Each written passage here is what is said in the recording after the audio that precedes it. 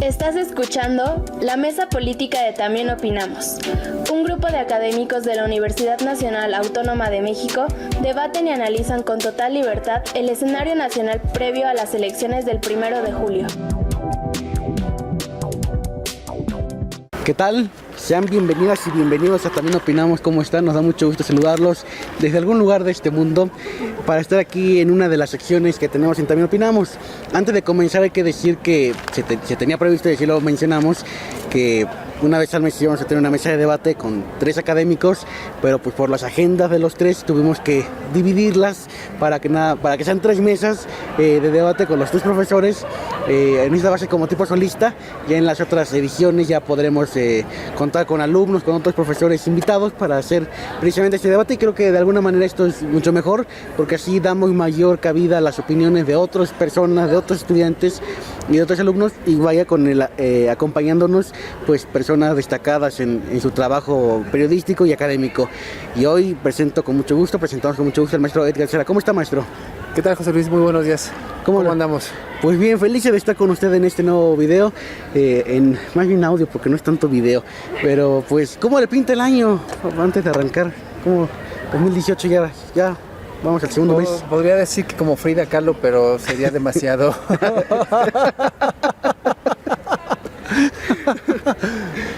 Año electoral, año de cambios, año de cosas interesantes. Entonces esto pinta bien. Hasta el momento vamos como el suicida. ¿Sabes cómo va el suicida? A ver, ¿cómo? Es aquel que se avienta del piso 70, va por el piso 30 y dice, hasta aquí vamos bien. Entonces, hasta aquí vamos bien. Hasta aquí vamos bien, profesor. Bueno, pues hay muchos temas sin duda para hablar derivados de lo electoral, pero un tema que usted nos propuso es el tema de la imagen y el mensaje de los candidatos presidenciales. Pues arranquemos por ahí. Pues, ¿cómo ve ese sentido, ese punto, esa parte principal de una campaña, la imagen y sus mensajes de los candidatos? Estaba leyendo ahora una columna antes de venir para acá que hablaba del nuevo López Obrador, del nuevo político que ya se salió de su castillo de la pureza. Bueno, también era Riva Palacio, no había mucho que decir. Se salió de su castillo de la pureza para empezar a recoger cascajo, ¿no? A recoger todos los que están descontentos en los partidos, y que ahora es mucho más pragmático. Creo que esa es la palabra con la que podemos definir ahora a López Obrador, como una cuestión más pragmática, con el objetivo claro de llegar a ser presidente, ¿no? Que la tercera sea la vencida. Y para eso tuvo que cambiar no solamente su lenguaje, tuvo que cambiar su apariencia, tuvo que cambiar su modito de andar, ¿sí? Entonces eso a mí me resulta muy interesante porque finalmente se quitó de encima todos los estigmas que había de él, de rebelde, de un peligro para México, de intransigente, de antisistema, para convertirse en un muy eficiente político, un muy eficiente captador de, no quiero llamarle simpatías, pero sí de apoyos hacia su redil. Ahora, pues el tema de MEADE, así se escribe, es también muy peculiar porque al principio comenzó muy gallito, por decirlo de alguna manera, y pegándole a López Obrador, pegándole.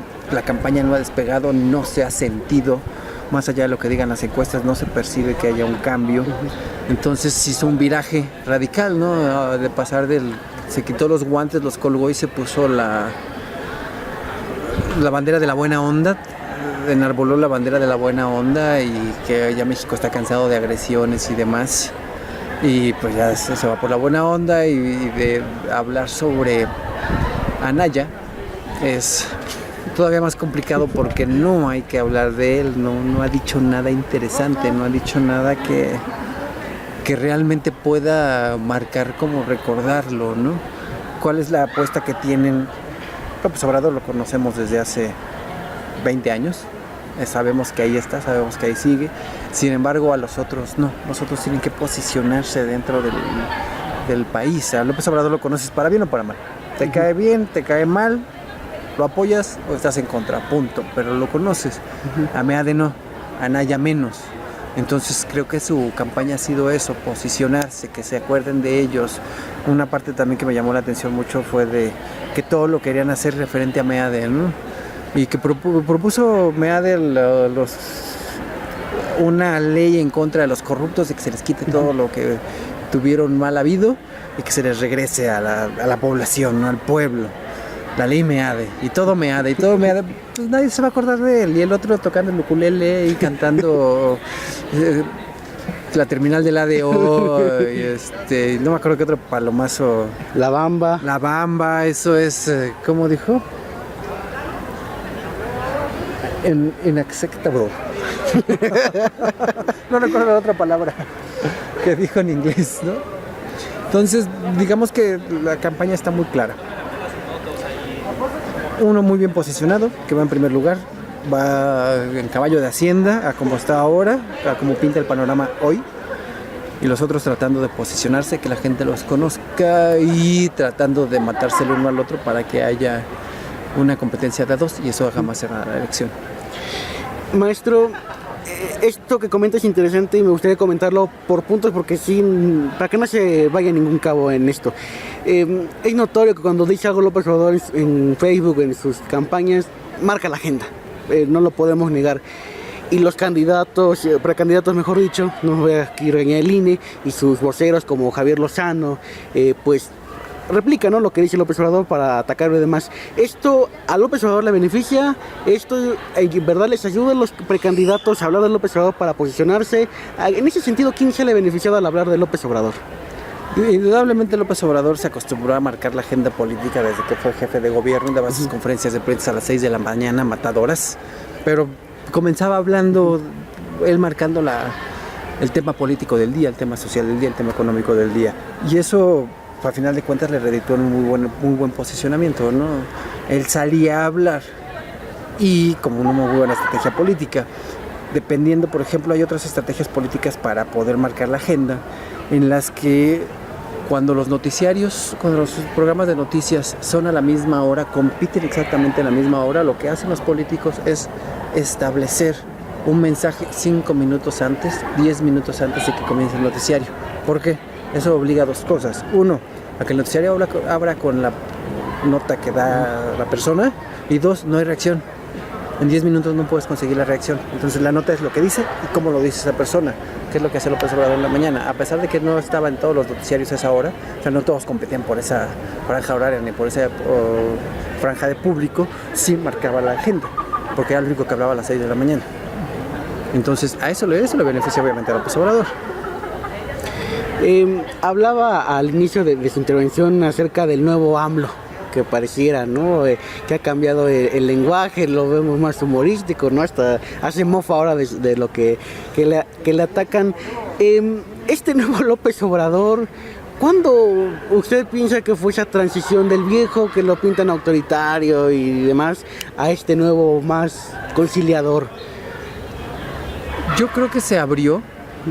Yo creo que tuvo la virtud de comenzar a escuchar a la gente y quiere ser presidente.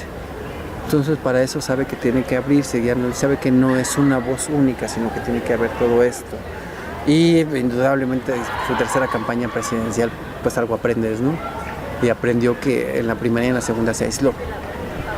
Yo creo que en la primera a él no le ganaron, él perdió. La segunda sí fue más complicado porque ya tenía más conocimiento, mucho dinero en la campaña del ganador y demás, pero sin duda lo que demuestra es que es un político que aprendió de sus errores, y creo que eso es importante para él. En la parte del nuevo AMLO, en el que ha sumado a Gaby Cuevas, en el que invitó a Germán Martínez, expresidente del PAN, en el que está Tatiana Cloutier, en el que está la ministra en retiro, Olga Sánchez Cordero, estos personajes que no estaban tanto en una corriente, y otros como Gabriela Cuevas que sí lo estaban. ¿Estos le va a beneficiar a López Obrador o esto es como una acción contraproducente, lo que dije de escuchar? Escuchar es una cosa, pero traerte ese cascajo, como mencionaba, es otra. Es pragmatismo puro. Es allegarse de apoyos. No sé si ciertos personajes le traigan votos, pero por lo menos sí le traen atención mediática de decir, bueno, pues están viendo en López Obrador un tipo un poco más cercano a la gente y un poco más abierto a escuchar. le beneficia obviamente, no sé cuántos votos le vaya a dar.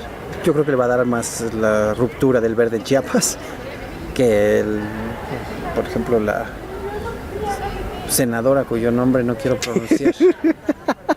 Porque sí, ese tema, por ejemplo, de la senadora que en 2006 pagó su fianza y lo atacó y ahora ya salen en una foto juntos, pues como que quienes saben de la historia electoral de este país se quedan como que, ¿qué pasó, no? Tú lo decías, amor prohibido, murmuran por las calles.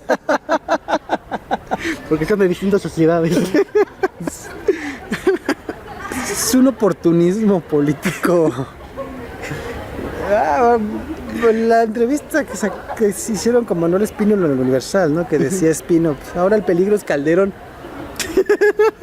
No puede ser así. Déjame pasar con el tema de MIT, porque es importante. Al inicio, cuando se da su registro como precandidato, pues no, yo en lo particular no sé qué usted piense, pero más bien no era que llegó Gallito, lo hicieron ver Gallito, ¿no? Cuando fue al registro, todos los medios, Foro TV, Milenio y demás, cubrieron el evento, ¿no? Los analistas lo daban, o sea, fue más lo mediático que su presencia, pero ahora ya que arrancó esto, pues sí se ve cómo ha sido deteriorado. Se habla mucho que lo van a cambiar, que lo van a poner a otro porque él simplemente no levanta, hasta el mismo López Obrador lo ha dicho. ¿Cuál cree que es el factor de que MIT pues no levanta, a pesar de que inició muy bien? ¿Algo falló para que bajara? ¿Cómo ve esa parte del factor MIT? Hay mucho enfrentamiento de grupo de poder dentro del partido en el gobierno. Entonces eso hace que tengan aislado al candidato de las decisiones que existen, según he estado leyendo. Entonces, por lo mismo, no hay una corriente que unifique todas las disidencias, ¿no? Sigue habiendo muchos muertos en el camino, muchos heridos en el camino, ¿no? Entonces eso hace que no haya una unidad clara en torno a este candidato. Por lo mismo, pues no está levantando, arrastra muchas reticencias dentro del partido. ¿Es como la versión Josefina Vázquez Mota del 2018? ¿En qué sentido? En el sentido de que no levanta. Son circunstancias y características distintas, ¿sí?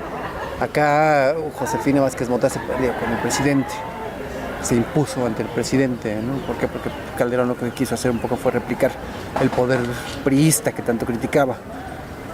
Pero son cuestiones diferentes porque en este caso el hombre del presidente es el candidato, ¿no? Entonces que no esté levantando sí debería preocuparles, sí debería espantarles, creo yo. ¿Ve en MIT un líder? Pareciera que no, porque no está precisamente lo que decía, escuchando, uniendo a las diferentes fuerzas del poder. Al no haber un líder como candidato que no sea su líder, pues va a estar rudo si llega a ganar la presidencia, ¿no? Algo que está leyendo hace un ratito fue justamente eso, que lo que tanto le funcionó al PRI fue que en cuanto se designaba candidato, antes de que saliera de Los Pinos por primera vez, el presidente en funciones iba delegando poco a poco el poder en el candidato y en ese entonces casi seguro ganador. Y eso hacía que todas las decisiones ya las tomara el candidato, pero en este caso no, el poder presidencial sigue fuerte, sigue unido y sigue como roca junto con Peña Nieto. Entonces, mientras haya esto no va a haber empoderamiento claro para MEADE, ¿no? Se habla y en las encuestas, que también es un tema aparte las encuestas, pero uno lo pone en tercer lugar, otros en un segundo. ¿Qué tendría que hacer en cuestiones de comunicación, de imagen precisamente, pues para que levante su campaña? Más que comunicación e imagen, lo que necesita es que todo el país se alinee con él. Y hay regreso al tema, hay tantos muertos en el camino que es muy difícil. Sí, porque están imponiendo a sus candidatos más que yéndose por la cuestión pragmática que muchas veces fue el PRI. Sí, está dentro del partido, tiene posibilidades, vámonos. Pero ahora no, ahora lo que están imponiendo son a sus candidatos, las cúpulas priistas, y eso está afectando. El caso de Chiapas es clarísimo, ¿no? Están tratando de imponer, o ya impusieron a un candidato que tiene muchos negativos y que tiene un menor apoyo que cualquier otro del Verde. Y en ese sentido, por lógica, el principal beneficiado va a ser López Obrador que Anaya. No, fíjate que López Obrador lo que está haciendo es verlo desde lejos. La pelea es entre ellos, es entre Anaya y Mid. López Obrador no se está metiendo, y es claro. O sea, López Obrador está tomándose a mofa los misiles que le disparan, ¿no? Pero de alguna manera, ¿no? El dividir, como se dice la frase, divide y vencerás, aunque ellos en la parte interna del país se están dividiendo, pues habrá muchos que se vayan quizá con Mid, quizá con quizá con Anaya, quizá con López Obrador. De alguna manera, al no estar preunificado, pues como que se va a dividir las fuerzas. Desde que se rompió la presidencia imperial cuando ganó Fox, se rompió mucho esa inercia de todo que era centralismo alrededor del presidente, obviamente, pero esa inercia quedó. Entonces no hay como unidad en el PRI, no hay mucho de dónde agarrarse, ¿sabes? Creo yo. Está interesante esto. Y si quiere pasar pasemos con el tema de Anaya. Al principio decía, es que no ha dicho nada. No ha dicho nada en cuestión de propuestas y nada más es como una caramelita Salinas, en el sentido de que comenta lo que dicen los demás precandidatos o en el escenario político. A mí, por ejemplo, me preocupa, no sé usted qué piensa, que a él le dije, bueno, va en segundo lugar y puede ser como en 2006 que sea como el Calderón, que al final, acercándose a la elección, empate en las encuestas con López Obrador y en la elección pudiera ganar con una diferencia con él. Este escenario, que obviamente son diferentes contextos, y vaya que lo son, ¿puede darse con Anaya viéndolo cómo está actuando a este candidato? Mira, ahora que lo mencionas, me parece muy interesante tu pregunta. No, en serio, creo que puede darse un fenómeno, digo, no tengo ningún sustento, ni en encuestas, ni en nada, de los pejistas de closet. ¿En qué sentido? No es políticamente correcto decir voy a votar por López Obrador. Muy pocos locos lo hacen de manera abierta. Decir, sí, yo estoy con López Obrador. A menos que sean los viejitos, a menos que sean los que resultaron beneficiados directamente con él. O sea, no le veo así que sea políticamente correcto decir, sí, yo voy a votar por López Obrador, ¿no? Pero muchos lo harán. Y pues a la hora de en la encuesta tú puedes decir, sí, yo soy indeciso. Pero al final, como el mismo Andrés Manuel decía, no, toma tu voto, que yo voto por quien quiera en la boleta y yo le pongo el X que yo quiera. Entonces creo que puede haber, insisto, no tengo ningún sustento en encuestas o en alguna otra base de investigación social que diga eso, pero no suena descabellado, ¿no? Decir, ¿tú por quién vas a votar? Pues se vería gachísimo que yo dijera por López Obrador, ¿no? Con todo lo que se dice de él y con todo lo que se dice de la gente que vota por él, pues no lo voy a decir. Entonces, hay muchos pejistas de closet, sin agraviar. Que lo escuche Juan se lo dice a Juan para que lo escuche Pedro. No te lo digo directo a ti. Bueno. Ya después debatiremos eso, ese último punto me parece importante. Hay un miedo en la ciudadanía de decir, yo sí estoy con esta posición, yo sí estoy con este candidato o candidata. Eso de alguna manera, si fuera ese temor o ese miedo, pues tiene repercusiones, porque a la mera hora de la votación pudiera cambiar Dice, no, hay muchos espejistas de closet, pero a lo mejor por la presión, ese miedo que se infunde de estar en el closet, pues digan, a lo mejor lo anulo, o mejor no voy, o mejor voto por Meade, o voto por Anaya, o por la Zavala, no sé. Voto del miedo no creo que haya. ¿Por qué? Porque ahora hay mucha mayor información, ahora hay mucha mayor forma de enterarte de las cosas y la gente no es tonta. La gente ya no se compra la idea de que Andrés Manuel es un peligro para México. Te podrá caer bien o te podrá caer mal, podrás estar de acuerdo o no con él. Pero porque sea un peligro para México, yo no creo que la gente lo compre. Ya no tan fácil. Sí, ya no tan fácil. Se está llegando a lo que él llama guerra sucia contra él. De temas que son muy poco cercanos para la gente. O sea, uno le dice, los rusos están interesados en la campaña de Andrés Manuel, pero la gente está más interesada en cuándo se inaugura el Mundial en Moscú y cuándo juega México en San Petersburgo. Digo, no sé dónde va a jugar, vamos. Pero ya, los rusos, pues, chido, ¿y eso qué? Venezuela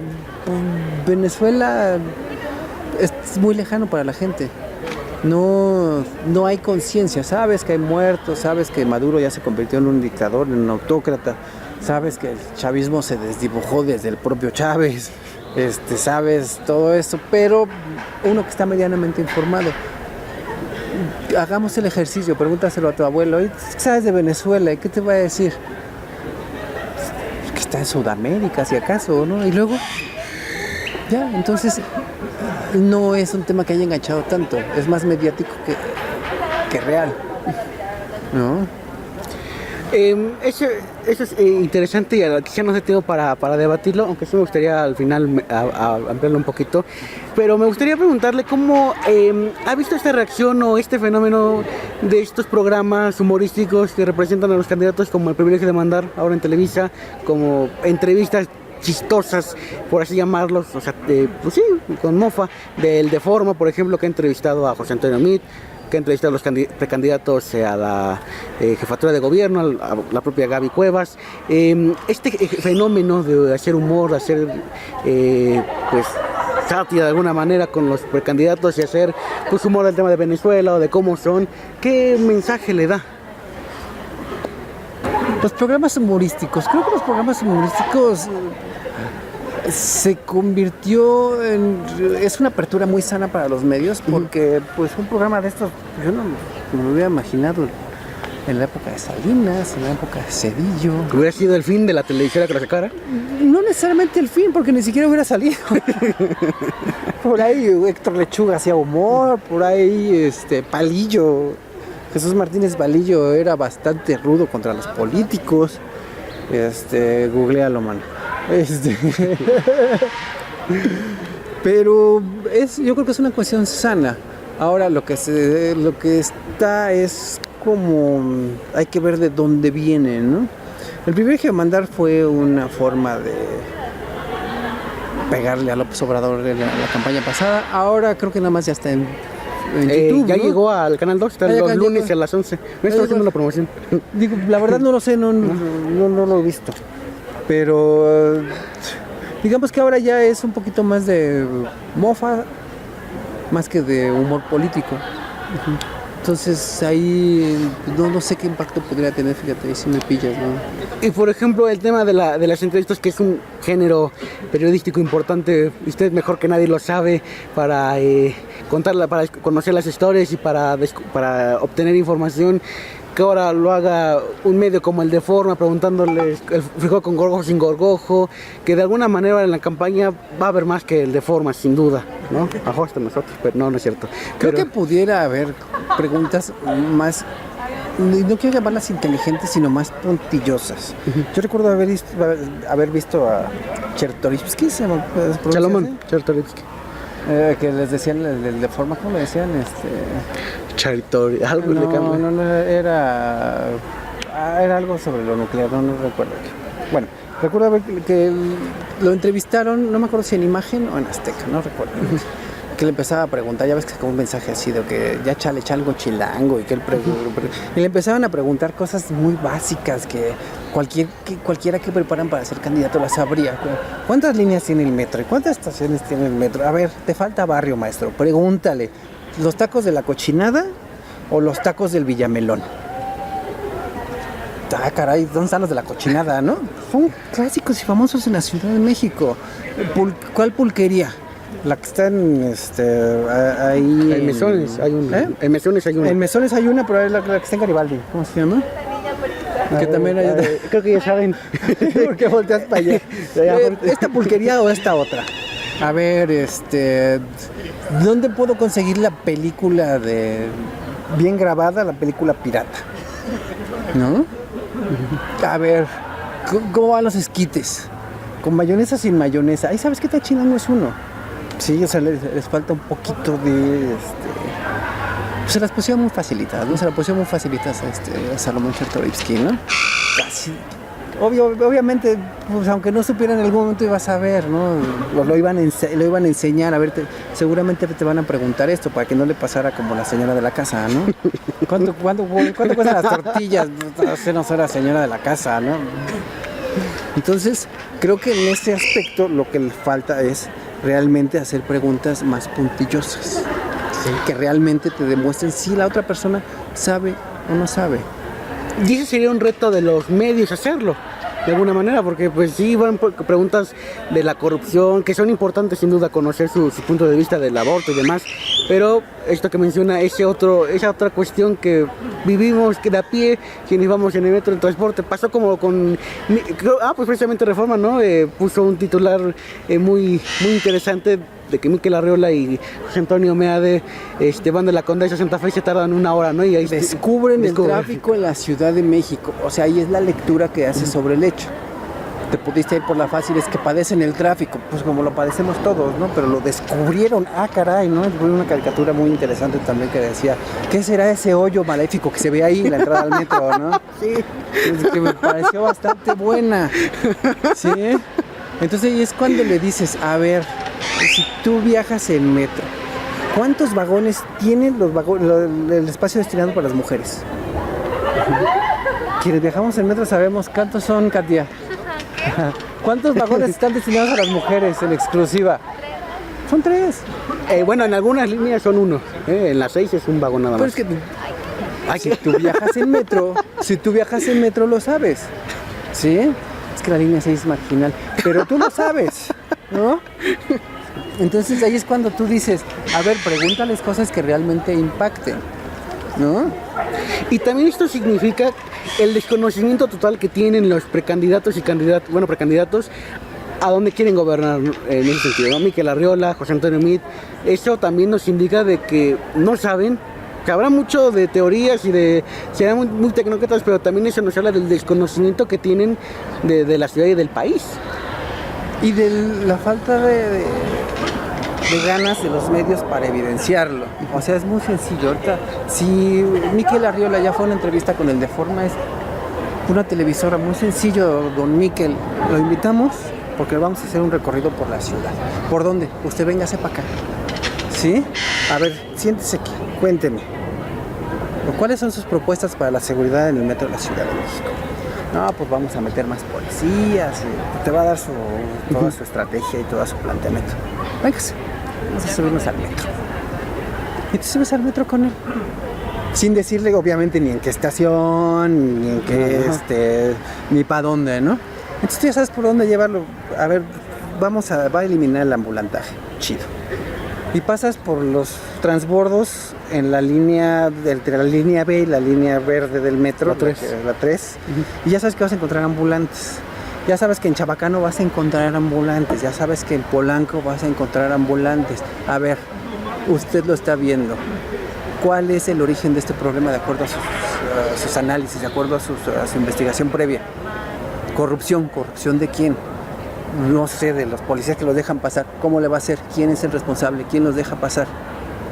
Porque ahorita fue muy padre el final de año que el metro de la Ciudad de México, estamos en operativo para sacar la inseguridad de los ambulantes. Sí, güey, estás en operativo en Chabacano, pero en Polanco está lleno de ambulantes. Pero en el Rosario, que tú vas para esa línea marginal, está lleno de ambulantes. Ahí entre el transbordo, que es uno largo, ahora el reportivo 18 de marzo, ¿no? Que es un transbordo largo que siempre está lleno de ambulantes. Entonces no nos vengan a decir que van a meter seguridad del metro. A ver, ¿cómo le va a hacer? Cuéntelos, ¿cómo le va a hacer? Vamos a hacer lo hicieron, ¿no? Un tiempo cuando subieron el precio del metro. Dijeron, es que vamos a sacar a los ambulantes porque les vamos a dar planes sociales. Véngase por acá. Oiga, usted vendedor ambulante, aquí está la autoridad. ¿Usted realmente se saldría?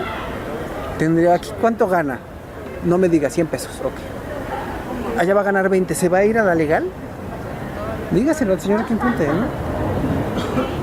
Y si están abiertos los candidatos a eso, vente mi rey. Me acaba de dar una buena idea. Vas. Y ni siquiera, a lo mejor Meade, a lo mejor Arriola o el mismo López Obrador te van a bater. Pero agárrate uno a delegado. No es que vamos a sacar todos los ambulantes que están alrededor de los hospitales. Venga. Explíquele al señor cómo le va a hacer. ¿No?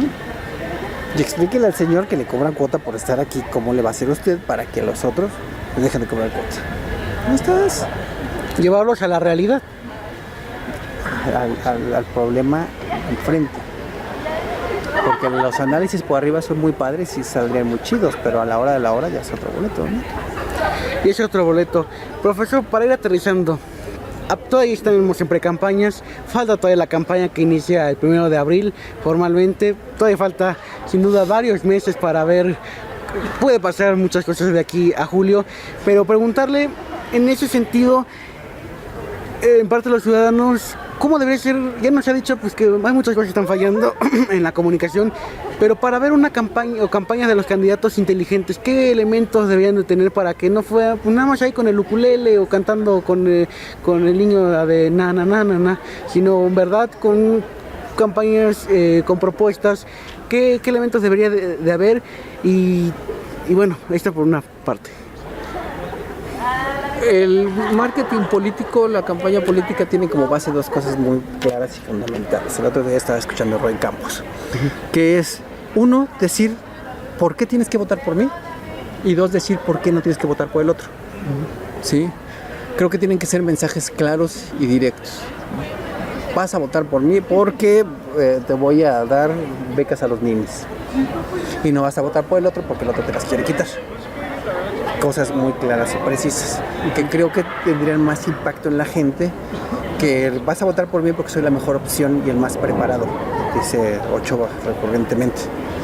Mientras que López es un peligro para México. Que tardó 14 años, nos quiere ¿no? venezualizar o como se diga, ¿no? Nos quiere convertir en Mejizuela. Ok, porque eres el mejor que me ofreces. Y porque con claridad dices que el otro me va a convertir en Venezuela. Creo que hay un desconocimiento, primero de la gente que es a la que va el mensaje, y luego de los políticos, como para plantear esos riesgos que no existen. Son, ¿cómo llamarlo? Son contextos económicos y políticos muy diferentes de los que enfrentó Venezuela para convertirse en lo que es, a lo que enfrentó México. Pero eso creo que hay que saberlo comunicar bien. Y hay que tener mensajes claros, concisos.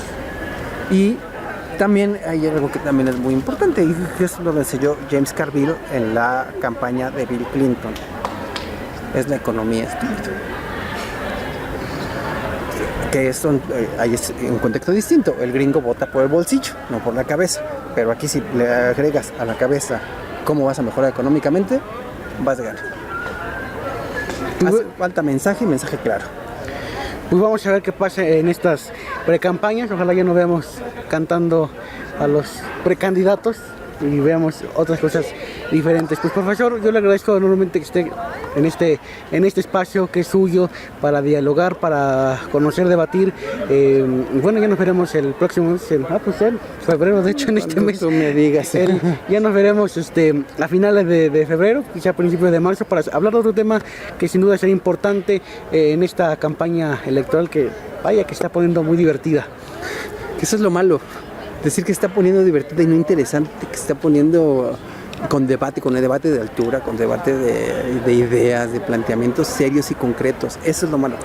Ahora, por ejemplo, que habla de debate, y ahora sí para cerrar, esto no es nuevo, pero por ejemplo en los noticiarios han convocado a los principales líderes de los partidos, ¿no? A Jacob Polensky, a Ocitlali, a David Cepeda y a... No, creo que David Cepeda es un actor.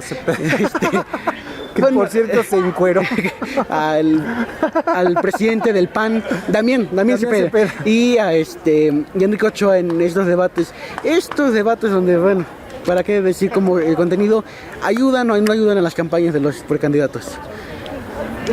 Yo creo que a los candidatos ni fu ni fa, porque primero no sabes quién es Cepeda, quién es, que ha hecho. Jacob Ocitlali, como tú lo mencionas, pues va y se engancha de cualquier debate. O sea, dicen Andrés Manuel López es feo y se prende, ¿no? Y pues Enrique Ochoa, yo creo que ni él se cree. En serio, no tiene un mensaje creíble. Creo yo que con la llegada de esta señora Vanessa, se me fue la Guzmán, apellido, ¿no? No recuerdo. Rubio, creo. Vanessa Rubio. Con la llegada de Vanessa Rubio va a haber un cambio fundamental en la campaña de Meade. Yo leí un artículo que decía que por lo menos es muy estructurada y muy pragmática, muy cuadrada, perdón. Y no cuadrada en el mal sentido, sino muy muy ordenada. Entonces va a venir a meter orden. Y vi una parte de un debate entre que se agarraban la siempre conspicua Marianita Gómez del Campo contra J. Cole y la otra sí. así de rómpanse el queso, muchachas.